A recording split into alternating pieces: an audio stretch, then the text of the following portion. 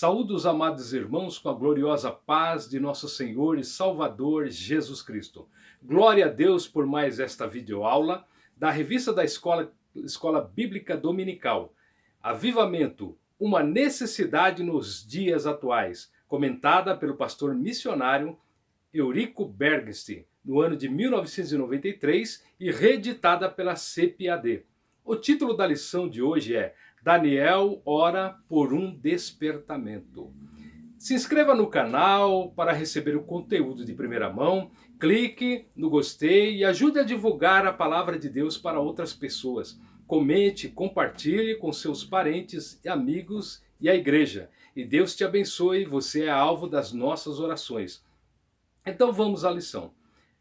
Daniel ele foi levado cativo à Babilônia quando ainda era muito jovem. Daniel, sendo judeu, não se envolveu com o paganismo da época. Daniel é um modelo para o crente que quer ser luz de Cristo.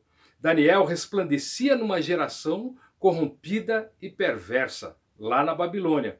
Deus precisa de homens e de mulheres que sejam luz no trabalho, na escola, na igreja, no meio da família. Crentes que não tenham medo, mas que lutem a batalha espiritual para vencer no nome de Jesus Cristo. Daniel foi despertado para orar no momento de crise, no momento de grande dificuldade naquela época. Ao ler Jeremias 29:10, ele entendeu que chegava o cumprimento da profecia que Jeremias, por Deus, havia escrito no seu livro, que nós vamos ler para você entender melhor. Jeremias capítulo 29, versículo 10 nos diz assim: porque assim diz o Senhor, certamente que passados 70 anos em Babilônia, vos visitarei e cumprirei sobre vós a minha boa palavra, tornando a trazer-vos a este lugar. Então Jeremias, que profetizou o cativeiro babilônico, ele também foi usado por Deus para profetizar o retorno do povo a Israel, a Jerusalém. E quando Daniel leu, ele acreditou. Porém, Daniel percebeu que nada estava acontecendo, tudo continuava do mesmo jeito. As pessoas trabalhavam, as pessoas tinham saudades de Jerusalém e nada acontecia. Daniel então pôs-se a orar para que houvesse uma mudança naquele momento. Então ele acreditou na profecia, nada estava acontecendo e ele foi orar, foi buscar a presença de Deus. Daniel, ele vivia uma vida consagrada a Deus. A oração do reto, ele é o seu contentamento. O autor dos Provérbios escreveu em Provérbios 15:8. Então, o contentamento do crente é uma vida de oração. A oração para ele não é um peso, mas é uma alegria, uma satisfação. Deus ouve a oração do justo. Não justo pelas suas próprias obras, não justo pelo que faz, mas justificado no sangue de Jesus Cristo. Quando nós somos justificados dos nossos pecados por Jesus Cristo, aí sim Deus ouve as nossas orações. Daniel, ele é um modelo de oração para todos os crentes de todas as épocas e em qualquer lugar. Então Daniel, ele nos dá o exemplo que nós temos que orar quando parece que nada vai mudar, parece que nada vai acontecer. Aí nós entramos em oração e Deus nos abençoa. A estatura espiritual de Daniel, ele capacitava ele para combates de oração. Por isso que a palavra do Senhor disse: crescei na graça e no conhecimento de nosso Senhor e Salvador Jesus Cristo. O crente está sempre em crescimento espiritual. E a sua estatura espiritual elevada permitia que ele entrasse numa guerra de oração naquele momento. Daniel orava quando ele estava em perigo e Daniel orava também quando estava tudo bem. Nós crentes devemos estar em combate de oração, com a nossa vida consagrada para que Deus, no momento que nada estiver acontecendo, algo de especial aconteça na sua igreja, na sua família, na sua vida. Coincidindo com a oração de Daniel, mudanças começaram a acontecer ali na Babilônia. Por exemplo, o rei da Babilônia, Nabonido, que era filho de Nabucodonosor, ele saiu para suas festividades, né, e ele tinha o costume de fazer isso mesmo. Porém, ele foi capturado. E o seu filho, que era Beltesazar, que era o rei administrativo, que estava administrando naquele momento, resolveu fazer uma grande festa pagã. Então ele pegou os vasos sagrados do templo de Jerusalém, levou-o ali para aquele local e fez uma grande festa pagã. E neste momento, diante do castiçal, uma mão de homem escreveu na parede e deu a sentença de Beltsazar. Então Daniel foi chamado para interpretar aquilo que estava escrito na parede. E entre outras coisas, o que estava escrito ali era: pesado foste na balança e foste achado em falta. Dividido foi o teu reino e dado aos medos e aos persas. E naquela mesma noite Beltsazar morreu. Então, meus amados irmãos, é necessário orar ao Senhor para que haja uma mudança na nossa política, uma mudança na nossa economia, uma mudança nos ministérios da saúde, uma mudança nas nossas vidas espirituais, para que haja desenvolvimento espiritual, para que haja crescimento espiritual, para que Deus envie um grande despertamento, salvando, libertando, curando e batizando com o Espírito Santo. A resposta às orações de Daniel. Daniel orou lembrando as promessas de Deus. Então você precisa aprender a orar de acordo com aquilo que Deus prometeu na sua sagrada escritura. Não é orar segundo o nosso desejo, a nossa vontade, aquilo que nós queremos. Nós precisamos conhecer a vontade de Deus e orar de acordo com a vontade de Deus. Então, Babilônia caiu facilmente diante de Ciro, diante dos seus generais. Foi muito fácil aquela conquista, porque o Daniel já estava orando para que alguma coisa acontecesse naquele lugar. A Bíblia relata exatamente o que aconteceu, uma grande mudança. Em Esdras, capítulo 1, do versículo 1 ao 3, vou ler para você o que foi que aconteceu. No primeiro ano de Ciro, rei da Pérsia, para que se cumprisse a palavra do Senhor pela boca de Jeremias, despertou o Senhor o espírito de Ciro, rei da Pérsia, o qual fez passar pregão por todo o seu reino, como também por Cristo, dizendo: assim diz Ciro, rei da Pérsia: o Senhor Deus dos céus me deu todos os reinos da terra e me encarregou de lhe edificar uma casa em Jerusalém, que está em Judá. Quem há entre vós de todo o seu povo, seja o seu Deus com ele, e suba a Jerusalém, que está em Judá, e edifique a casa do Senhor, Deus de Israel. Ele é o Deus que habita em Jerusalém. Os irmãos, vejam que grande vitória. Porque eu tinha um servo dele que orava ali na Babilônia, e Deus cumpriu a sua profecia. E cumpriu-se a promessa de Deus feita pela profecia de Jeremias. Deus havia prometido, Daniel orou e a profecia se realizou. Da mesma forma, Deus faz ainda nos dias de hoje, na sua vida e na minha vida. Então nós temos que orar para que as promessas de Deus se cumpram em nossas vidas. Todos os judeus poderiam voltar novamente agora para Jerusalém. Receberam permissão para edificar o templo do Senhor que estava em ruínas. As despesas seriam tiradas dos tributos além do rio. Eles não teriam nem que tirar dinheiro do seu próprio bolso. Eles tiraram porque eles eram devotos a Jeová. Mas o rei permitiu que eles usassem o dinheiro do tributo.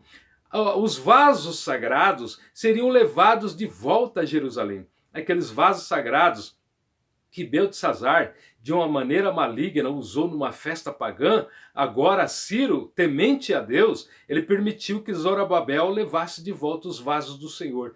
Assim cumpre-se cabalmente as promessas de Deus, quando nós buscamos um despertamento, quando nós buscamos uma restauração, quando nós buscamos um avivamento espiritual para nossas vidas, a nossa família e para a nossa igreja e a nossa nação. Assim cumpre-se as promessas de Deus. É muito mais do que pedimos ou pensamos, segundo o poder que em nós opera. Aquilo que nós imaginávamos que não ia acontecer, que não ia dar certo, que não ia prosperar, vai acontecer muito mais além daquilo que pensamos, em nome de Jesus Cristo. Acredite que Deus ainda faz e fará maravilhas no meio de nós. Devemos permanecer em oração sempre, para que a palavra do Senhor se cumpra nas nossas vidas. O resultado de um despertamento proveniente de Deus. O rei Ciro foi despertado em seu espírito. O rei Ciro, ele era pagão, ele era daqueles dois reinos que se uniram, a Média e a Pérsia. e os reis ali se revezavam no trono. Então era um reino paganizado, que não conhecia o Deus de Israel, porém algo de espiritual aconteceu na vida dele. O rei Ciro teve uma experiência com Deus, certamente teve uma experiência com Deus. O rei Ciro passou a entender as verdades divinas. Algo aconteceu. O Ciro foi despertado. A nação de Israel foi despertada. Daniel foi despertado para orar. Um grande avivamento aconteceu naquele momento. E também nós vemos que Nabucodonosor, ele demorou para entender que Jeová era o Deus dos deuses. Era o maior de todos os deuses, é o Deus que fez todas as coisas. Os outros deuses eram deuses falsos, criados por mãos humanas. Porém, Jeová não. Jeová é o criador de todas as coisas. O apóstolo Paulo, que era um perseguidor da igreja primitiva, ele entendeu quando ele caiu por terra. Quando Jesus Cristo apareceu com uma luz mais forte do que a luz do sol ao meio-dia, ele caiu por terra e ele entendeu quem era realmente Jesus Cristo, nosso Senhor. Também o despertamento faz o homem acreditar e ver a grandeza de Deus. O despertamento faz o homem ver a sua pequenez e também ele reconhecer o seu próprio pecado. Então os irmãos vão vendo aí que quando há um despertamento espiritual, aqueles que são incrédulos, aqueles que não crêem na palavra do Senhor, aqueles que são mortos espirituais, eles podem ser impactados com um despertamento espiritual. A obra evangelística ela é feita com um despertamento espiritual. A obra missionária ela é feita através do despertamento espiritual. A plantação de igrejas, construção de igrejas, o ensino da palavra do Senhor, tem que haver um despertamento e um grande avivamento espiritual para que as coisas fluam, para que tudo aconteça como Deus quer e como é a vontade de Deus. O rei Ciro teve uma experiência de santidade com Deus. Ele reconheceu que o nosso Deus é verdadeiramente santo. E o Senhor diz, sede santo como eu sou santo. Então nós temos que nos esforçar também a ter uma vida de santidade. Por exemplo, Zaqueu, ele devolveu tudo o que ele conseguiu com usura. Quando ele teve um verdadeiro encontro com Jesus Cristo, ele resolveu se despojar de toda aquela riqueza que ele tinha e que ele havia conquistado através do engano a outras pessoas, e ele devolve voluntariamente. O seu coração foi quebrantado. Por exemplo, o despertamento faz nos devolver a Deus o que lhe pertence voluntariamente. Então, nós devemos louvar o Senhor, porque Ele é digno de louvor. Nós devemos honrar o Senhor, porque Ele é digno de honra. Nós devemos servir ao Senhor, porque Ele é o nosso Senhor e o nosso Deus. Então, nosso louvor, adoração, glorificação, trabalho, serviço, a nossa vida, tudo pertence a Deus e tudo nós devemos devolver para o Senhor. Nós somos mordomos das coisas de Deus, inclusive o nosso dinheiro também. Porque muitas vezes o nosso bolso não se converte, mas nós temos que ser convertidos em espírito, alma e corpo. O despertamento espiritual pode nos avivar em todos os aspectos da vida. O rei Ciro recebeu bênçãos espirituais, porque ele creu em Yahvé, em Jeová, o Senhor dos céus e da terra. O profeta Isaías, lá em Isaías 45, versículo 1, ele profetizou que o rei Ciro era o ungido do Senhor.